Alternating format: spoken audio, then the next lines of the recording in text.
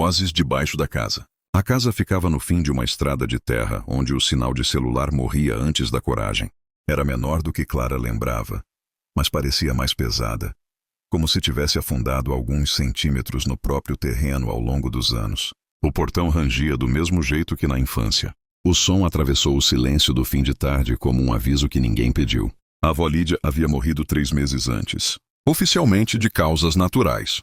Clara não esteve no velório. Não voltou ao interior desde os 17 anos, quando decidiu que nunca mais pisaria naquele chão que parecia sugar os passos. Agora a chave girava na fechadura.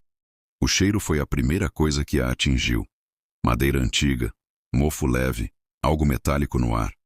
A casa estava limpa demais. Não cheirava a abandono, cheirava a espera.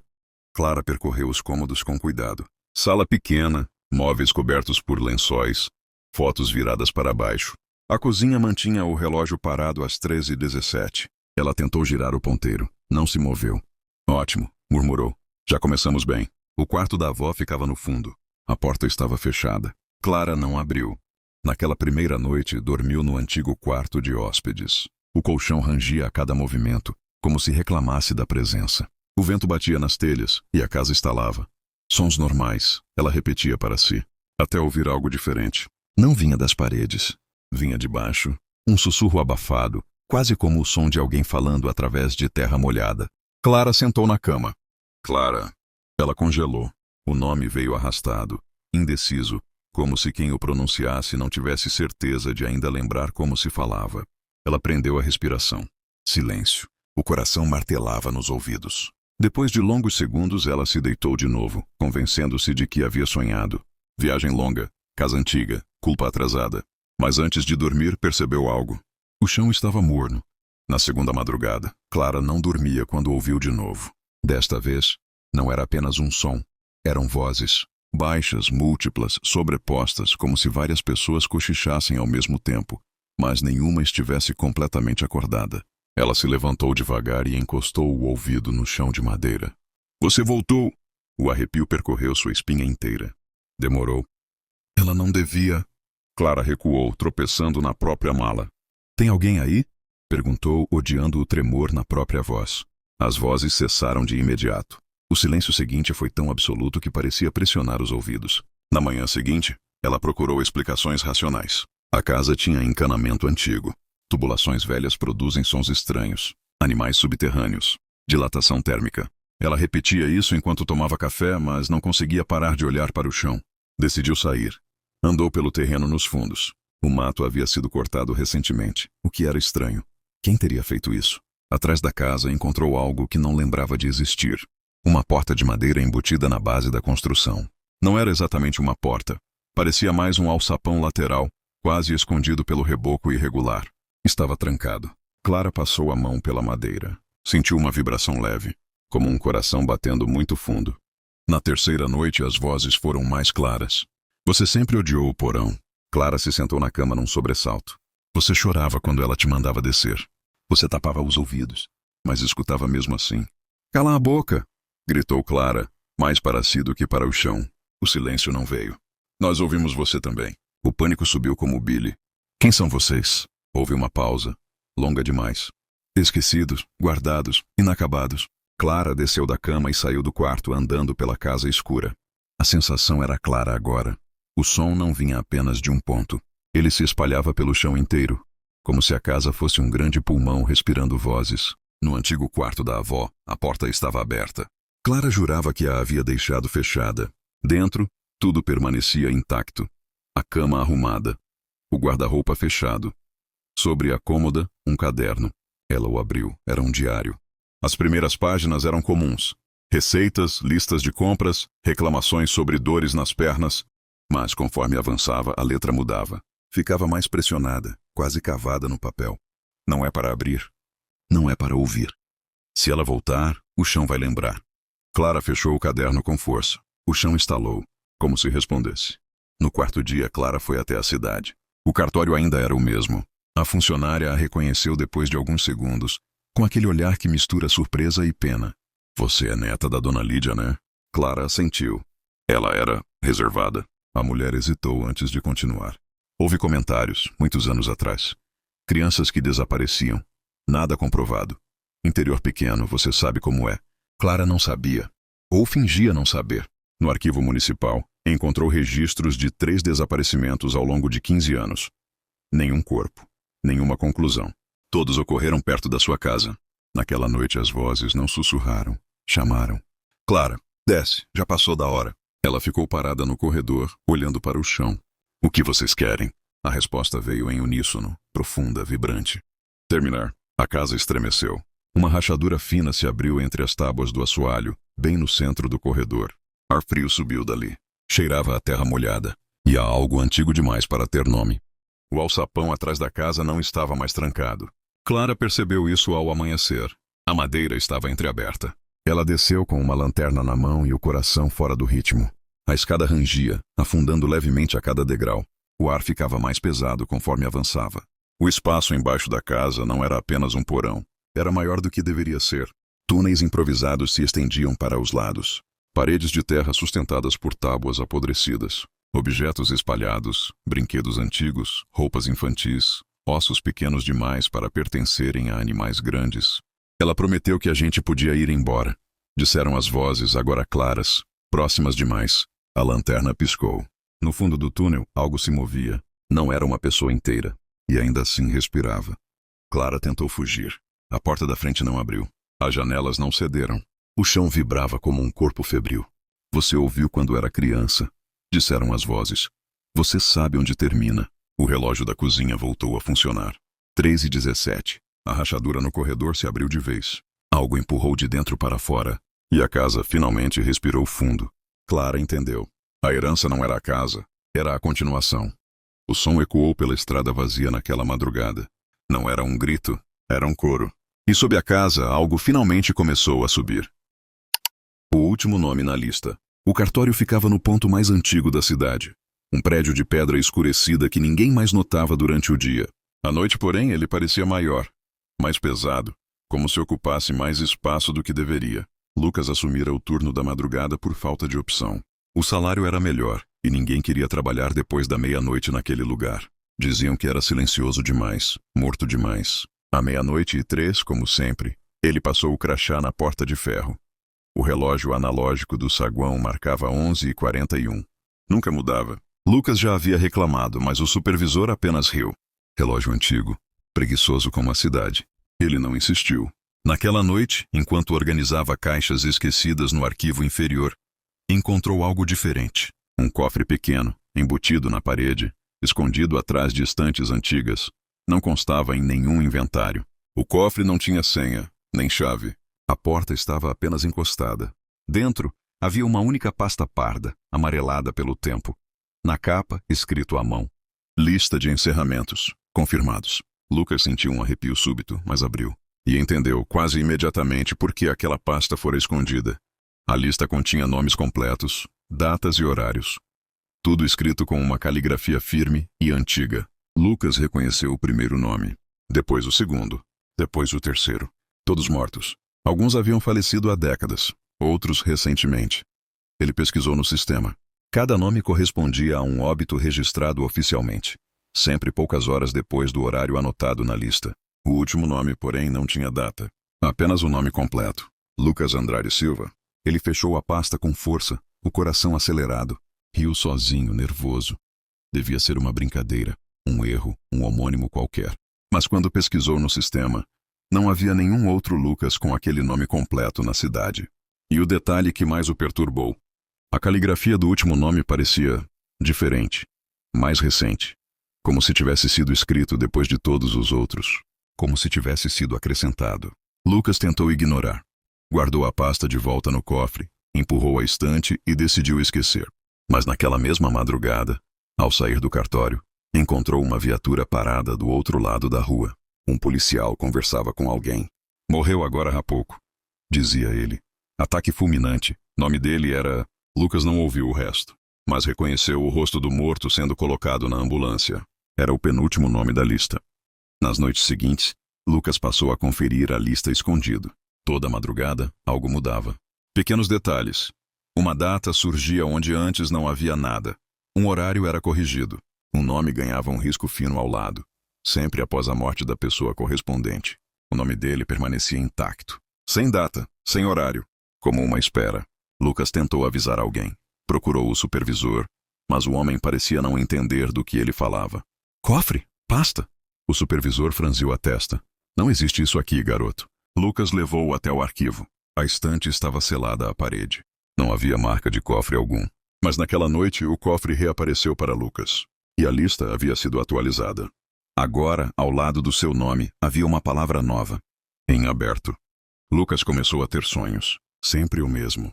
Ele caminhava por um corredor interminável, ladeado por portas de metal. Cada porta tinha um nome gravado. Alguns ele reconhecia, outros não. Todas estavam fechadas, menos uma. A porta com o nome dele estava entreaberta. Ao acordar, sempre às 3h17, sentia o cheiro de papel antigo e poeira, e marcas de dedos escuros em seus braços, como se alguém tivesse tentado segurá-lo.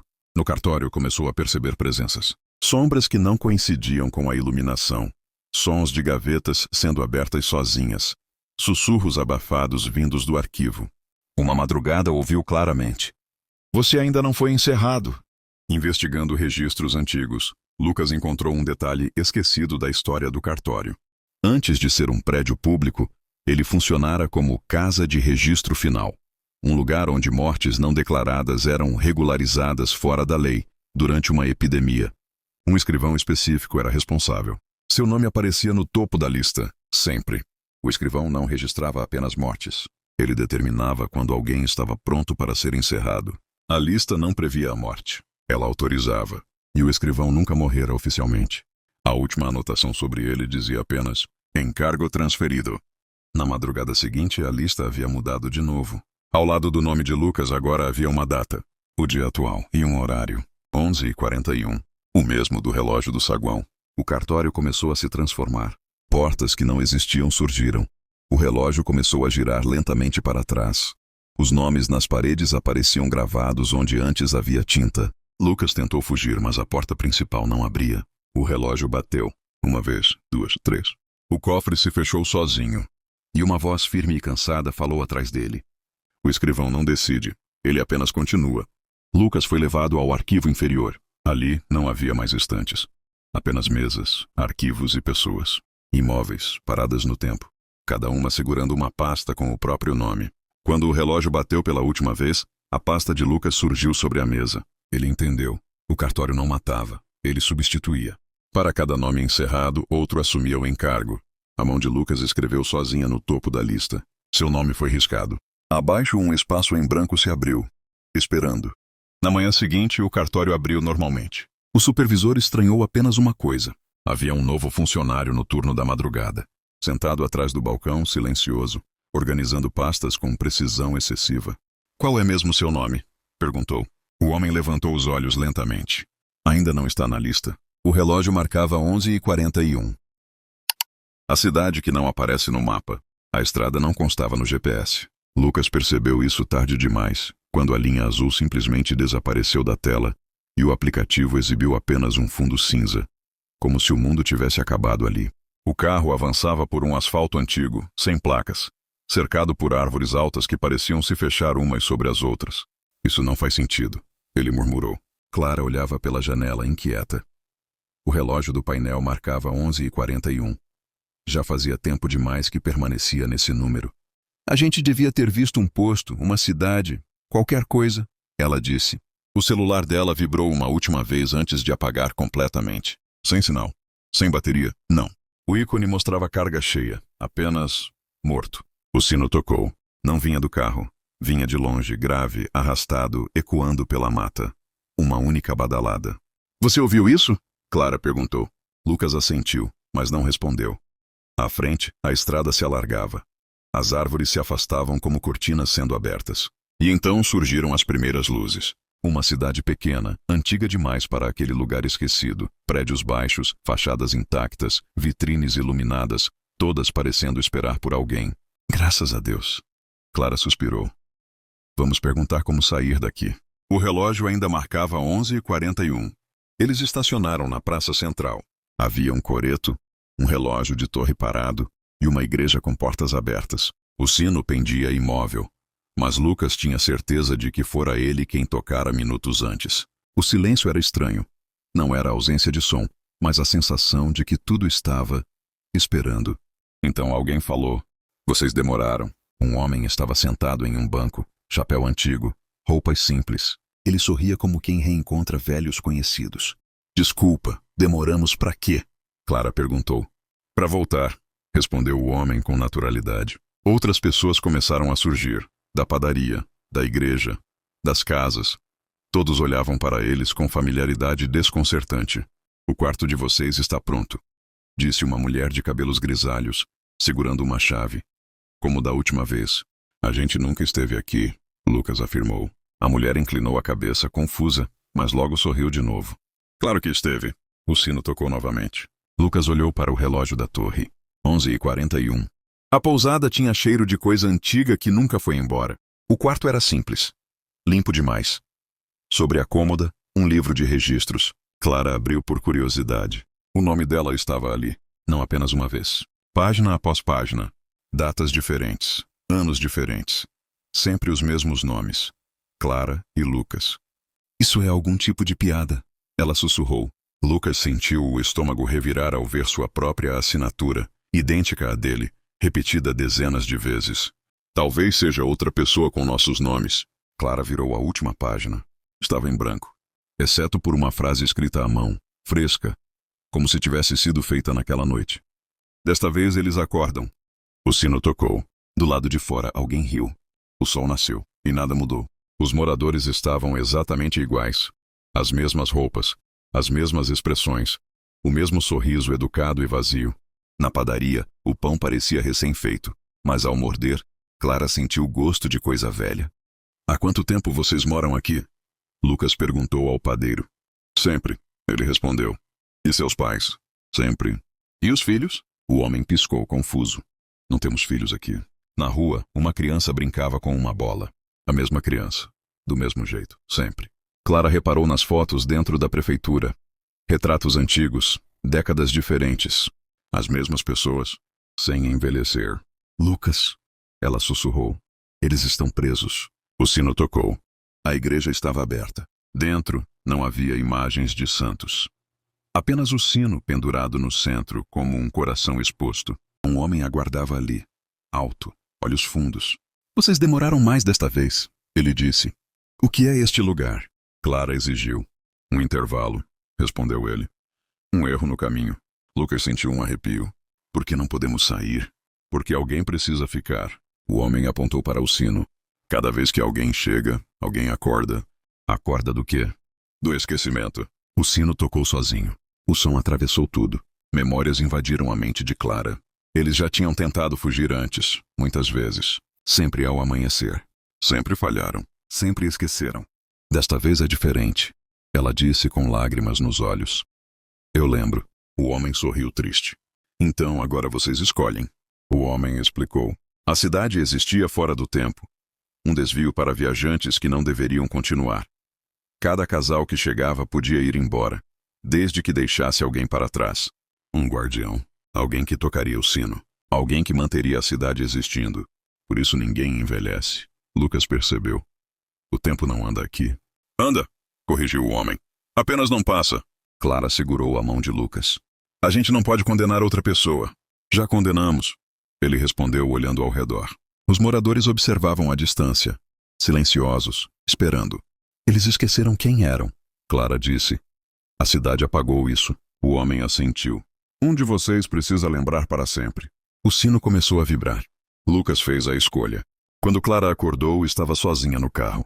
O GPS funcionava. A estrada estava normal. O relógio marcava 6h12. Ela saiu da cidade sem olhar para trás. Dias depois, tentou encontrar o lugar no mapa. Não existia. Meses depois, tentou voltar. A estrada nunca apareceu. Às vezes, à noite, Clara acordava com o som distante de um sino. Sempre à mesma hora. 11h41. Na cidade, Lucas sentou-se no banco da praça. Vestia roupas simples.